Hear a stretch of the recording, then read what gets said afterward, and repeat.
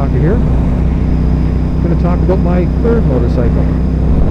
Boy, is it windy today. My third bike was my first non-sport bike. And if you look at the picture, you recognize it right away. It's 1985 Kawasaki KLR600. And, you know, you might look at that and say, well, that's a adventure touring bike. Well, today that's what they're called. But if you look at the tires, you'll notice it's got street tires on it. So you'd be saying, oh, that's a Motard or a Supermoto. It's like, yeah, that's what they'd be called back then too. But in reality, what it is a dual purpose bike. It was a street / dirt bike. And it was a great bike. 600cc single cylinder electric start. The first on-road off-road / dual purpose / adventure touring bike with electric start, which at the time I had a couple of dirt bikes. Those will be a separate thing I'll talk about sometime down the road. And I was getting tired of kickstart, so when this thing came up with electric start, I went like, okay, you got my attention. So I ended up purchasing it. Now the only thing that was a downside of it was in '84 when it first came out, it had white bodywork on it. And in '85 they reverted to Kawasaki green. And although I had a Kawasaki dirt bike and I had no problem riding around in a Kawasaki dirt bike in Kawasaki green, the Ninjas and so forth that we recognize nowadays are in Kawasaki green did not exist. And I did not want to drive a green street bike.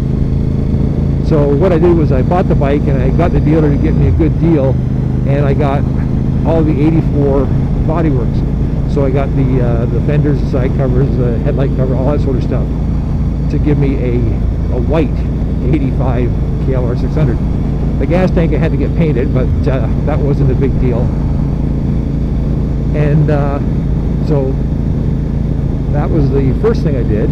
The next thing, if you notice, is that it doesn't have the proper dirt bike tires and brake on it.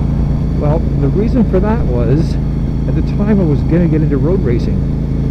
And what I did, nice old house, the shop I was racing out of, well, I actually ended up racing out of, to get your racing license back in those days, you had to go to the track and take a course. Well, nowadays it's pretty simple. Like, you pay X amount of money, they supply you the bike, the leathers, the helmet, blah, and all that sort of stuff, and you go for a ride, and you do all your track time and whatnot, and you get your racing license after you graduate. Well, back when I took a race license, you actually had to show up with your bike, all your leathers and all that sort of stuff. And I didn't want at the time take my race bike I had just bought, and actually the guy warned me, he says, you don't want to take your race bike to a track race school because you're going to spend too much time trying to make sure the bike worked and so forth. And it was a 250 Grand Prix motorcycle I was getting into, which I was still learning how to like even tune. And I took his advice, and what happened was we've got a Kawasaki KZ, or KZ for the Americans, 1000 front wheel and rotor and master cylinder, and put it on my bike. And we had to lower the suspension front and back a little bit to make it a little more trackable, because although it was a dual purpose bike, so it was good for the street and for the track, it really wasn't meant for like really hard track stuff. So we stepped up the suspension as best you could with what we had, and lowered it a bit. So instead of having like 9 inches of clearance, I think it had like 7, and that was it. And went out, took my track day. The funny part about it was one of my instructors was the guy in charge of Kawasaki's racing program at the time, and he was admiring the bike, and he says that's effing cool. I like that. And we got talking, and at the time, one of the top professional racers in the country was also an instructor. He was running through the guys who were running 1000cc bikes. And he was looking at it, and the guy from the Kawasaki team said, "Don't let him ride it. Don't let him ride it." And I went, I'm not going to let him ride it because it's the only bike I got. And at the time, I knew he was a top racer. At the time, I didn't realize he was also one of the top crashers. He raced for Suzuki, and when I was actually later on racing, I watched him write off 5 bikes in one weekend. And I mean write off, like, you know, pick up the bag full of parts and just send them off to the scrapyard. Now, when I'm talking about 5 bikes, he was racing like 5 different classes, and he crashed some on the Friday, he crashed some on the Saturday, he crashed some on the Sunday. He didn't go on to win a bunch of championships, but he was a crasher, and so it was actually a good thing I didn't let him ride it. But there was a lot of guys who were like just really, really impressed with it. And another friend of mine who was a magazine editor for one of the motorcycle magazines, when he first saw it, he was there to look at something else, and he spent all the time looking at my bike. Like, he goes like, this is nice. I go, and I went like, this is the, like, besides being it was a nice track bike, for driving in a city, commuting back and forth to work, that thing was the bomb. It had Pirelli Phantom tires on it, which for their day were like the best street tires on the planet. Big God awful disc brakes, so it had awesome brakes. It weighed like 15 pounds, like it had no weight to it at all. Single cylinder, had tons of acceleration, tons of torque, and I'm gonna die of old age for this guy. He's like driving so slow. Anyways, it was great, like stoplight to stoplight. The only downside of the bike was with the gearing it had. It basically was only good up to about 80 kilometers an hour. After 80 kilometers an hour, it basically made more noise and power. So if you get on the highway or the interstates, you know, where the speed limit's 100k, it just didn't want to go anywhere. So what you'd end up with is a bike that would, you know, you could get up to I think the top out on it was 160k,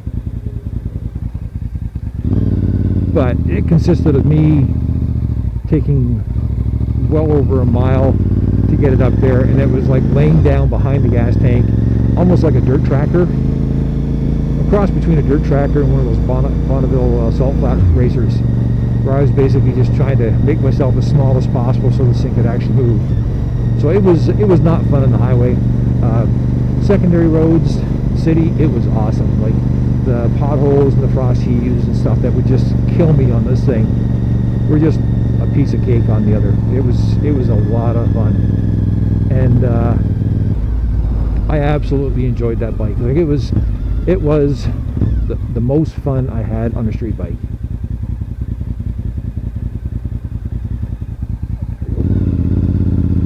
And like the reason for it, because it was like an urban warfare type of bike. You know, you could blast around, and you know, it had a nice loud pipe on it, so it people knew it was around. And you know, from 0 to about 60, 70k, it was a beast, and it was just a lot of fun to drive that way. So I never really had to worry too much about you know, getting stuck in traffic.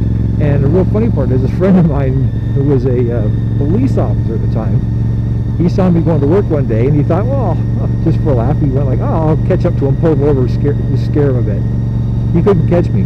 And he saw me a couple of days later. He says, I went to try to catch you and pull you over for a joke, but I couldn't catch you. And I go like, for what? He says, well, I just do it for something to do. I says, well, was it going fast? He goes, no, but I couldn't catch you. Because the neat thing about this bike was, although it, like the speed limit in the city and whatnot, it's about 50 kilometers an hour or 30 miles an hour. And the bike, you know, because of the tires and the suspension and whatnot, I could do 30 miles an hour in the corners. So friends of mine who used to follow me on the bike, they couldn't get in front of me because I would carry so much speed through the corners. They were, even though the bikes were faster, they'd catch up to me, then we come to a corner and I would barely touch the brakes and just whip around the corner dragging the pegs. And they would, they'd be like a little speck in the distance, and they kept up to me again, and you know, it's just, it was just a lot of fun. I had to give it up. What happened was, when I got married, I moved to a different area, and the commute to work was different, and it required a little bit of highway driving. And like I said, this was not the bike to drive on the highway. And eventually I sold to a friend of mine who kept it, and kept it for a bunch of years before he eventually sold it and moved on to, I think it was a KTM later. But he had a lot of fun with it too, and you know, I thoroughly enjoyed the bike. It was a lot of fun, and it is one of the few bikes I do miss.